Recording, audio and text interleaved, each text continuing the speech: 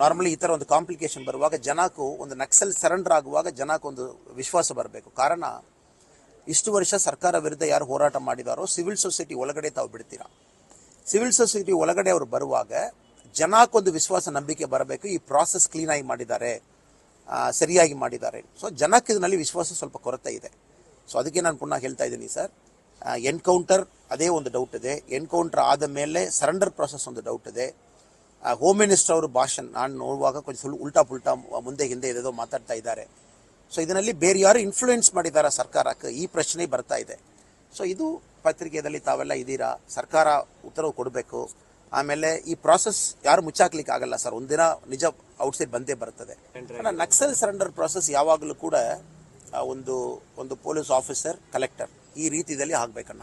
So ಚಿಕ್ಕಮಗಳೂರಲ್ಲಿ ಇದಕ್ಕೆ ಮುಂಚೆ ಕರ್ನಾಟಕದಲ್ಲಿ ದೊಡ್ಡ ಲೆವೆಲ್ದಲ್ಲಿ ಆಗಿದ್ದ ಸರೆಂಡರ್ ಬಂದು ಚಿಕ್ಕಮಗಳೂರು, ಅಲ್ಲಿ ಒಂದು ಡಿಸ್ಟ್ರಿಕ್ಟ್ SP ಅವರು, ಡಿಸ್ಟ್ರಿಕ್ಟ್ ಕಲೆಕ್ಟರ್ ಅವರು, ಆಮೇಲೆ ಸಿವಿಲ್ ಸೊಸೈಟಿ ಗ್ರೂಪ್ ಯಾರು ಪ್ರಾಸೆಸ್ ಮಾಡಿದ್ದಾರೆ ಇವರು ಮುಂಚೆದಲ್ಲಿ ಕಲೆಕ್ಟರ್ ಆಫೀಸ್ನಲ್ಲಿ ಸರೆಂಡರ್ ಆಯಿತು.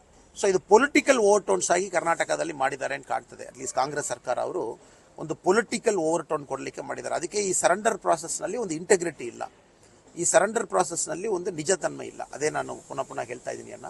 ಇಂದ ಓವರ್ ಗ್ರೌಂಡ್ ವರ್ಕರ್ಸ್ ಸಿವಿಲ್ ಸೊಸೈಟಿದಲ್ಲಿ ತುಂಬ ಜನ ನಕ್ಸಲ್ ಮೈಂಡ್ ಸೆಟ್ನಲ್ಲಿ ಇರ್ತಾರೆ. ಅವರು ಸರ್ಕಾರಕ್ಕೆ ಇನ್ಫ್ಲೂಯೆನ್ಸ್ ಮಾಡಿ ಈ ಪ್ರಾಸೆಸ್ ಪೊಲಿಟಿಕಲಿ ತಗೊಂಡು ಹೋಗಿದ್ದಾರಾ?